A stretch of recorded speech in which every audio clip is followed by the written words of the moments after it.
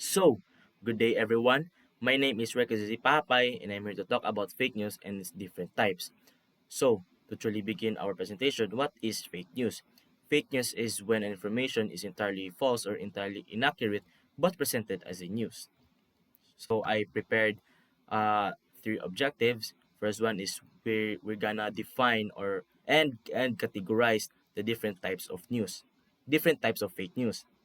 Also, I'll be showing practical demonstration or real life examples that happened here in the Philippines and internationally. Also, and lastly, I'll be doing analytical application, meaning I'll show you or teach you how to identify even information is a type of fake news. Now, there are there are different types of fake news. One is disinformation, two is misinformation, three is malinformation. So I'll be tackling first about misinformation. So, how can we know if information is a misinformation? So, misinformation is when information is entirely inaccurate or false but shared by people who believes it to be true. Now, there are things to remember to to to make misinformation easily identifiable. First, if you know that the content is driven by profit, or it could be the intent to be deceptive, or if the information was oversimplified, or it could be that the people has a lack of context of that information or topic or a lack of knowledge of it. Now, this is one of the best examples demonstrating about misinformation. So this is what you call right here is clickbaiting. So it's when people are showing inaccurate content or inaccurate information just to make a profit, no? So misinformation also happened in the Philippines. So as you can see right here, this TikTok post is about the sightings of kidnapping happened in Valenzuela City. So if I remember correctly, this happened in 2024 when I was in grade 10. So my classmates sent me this as a means of awareness. But the thing is, did not actually like trust this type of serious awareness because it could be a type of misinformation. So even if it is true, I always check if the source or the information is true. So I tried the Google search image and I found out that this happened in Cabantian. So in Cabantian City in Davao.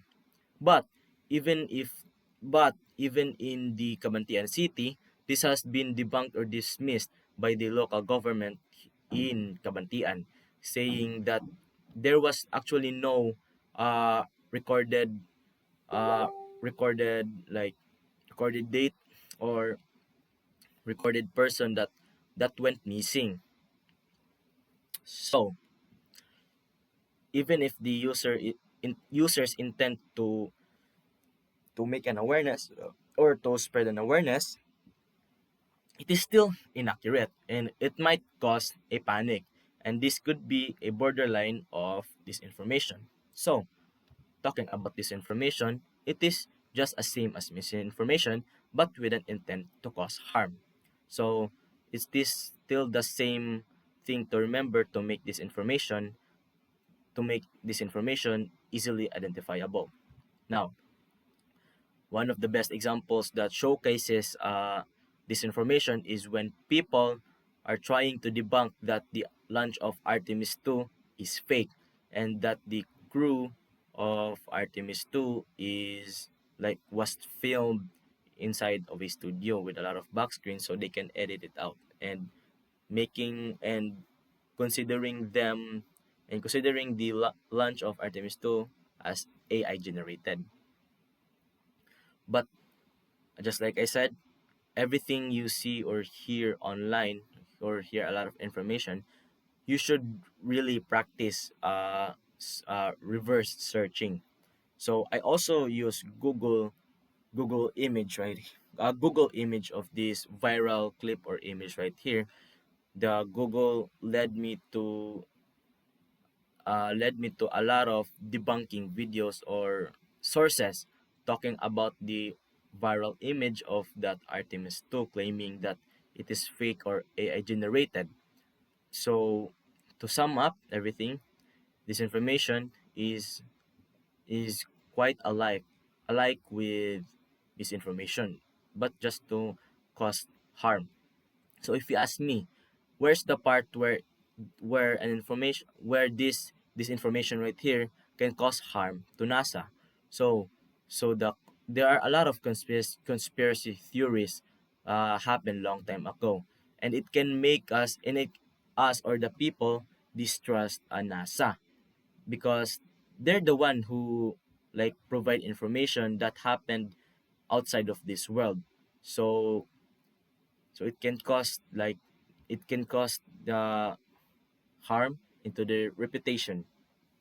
And next up is mal next up is this information happened in here in the Philippines. They cannot find the original post, but the post said that the reason why Senator Bato de la Rosa removed because was removed because of his connection with PRRD and his Operation War on Drugs. Uh, so so the inaccurate part of this is that he did not actually get removed from the Senate, and the reason why it's because he was suspended, because it is true that the ICC did get a warrant against Senator Bato de Rosa, because just like I said, he was the like the chief of operation at that time about war on drugs with a connection of PRRD. But he did not get removed from the Senate, but only like suspended. Now, where's the part where it can cause harm? So it can actually cause harm to him, to his reputation, and maybe to himself. So as you can see from the recent information, that there's been a firing happened in the Senate House.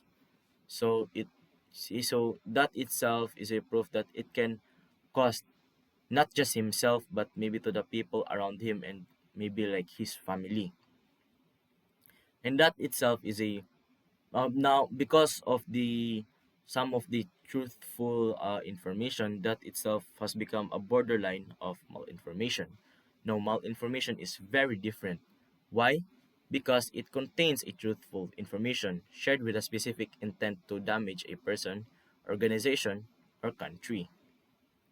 Now there are now that there are things to remember to easily identify malinformation.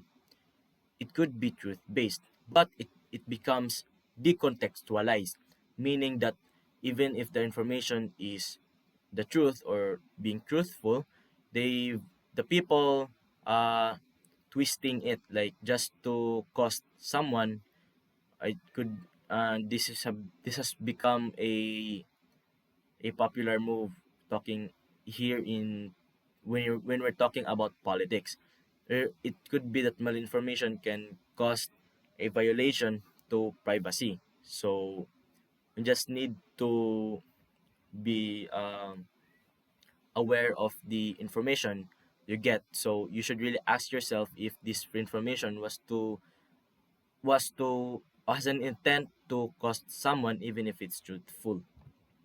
Now, one of the best examples uh, of malinformation is red tagging people. So what is red tagging? So red tagging is when an organization is chasing down people that has allegedly affiliating or having a connection with the terrorism group. Now, and this happened to Dr. Nati Castro, a medical doctor, served an important job for handling rural communities' health services in the Caraga region, a rural region where it was considered as a red zone of NPAs or terrorism group. But then the court filed her with kidnapping and illegal detention due to her alleged connection from these areas in Caraga region. Though I have a mixed perspective on this one because the case is technically still active, but neutrally in the neutral ground from what I understood, this is an example of red tagging, and the people are weaponizing the truth that she's been spotted in this rural region to harm her and also to her family. So, to sum everything up, misinformation is when an information is inaccurate. This information is when information is also inaccurate but with an intent to harm. And lastly, malinformation is when an information is truthful, but using it to weaponize or twisting the fact or information just to cause someone's harm. Thank you.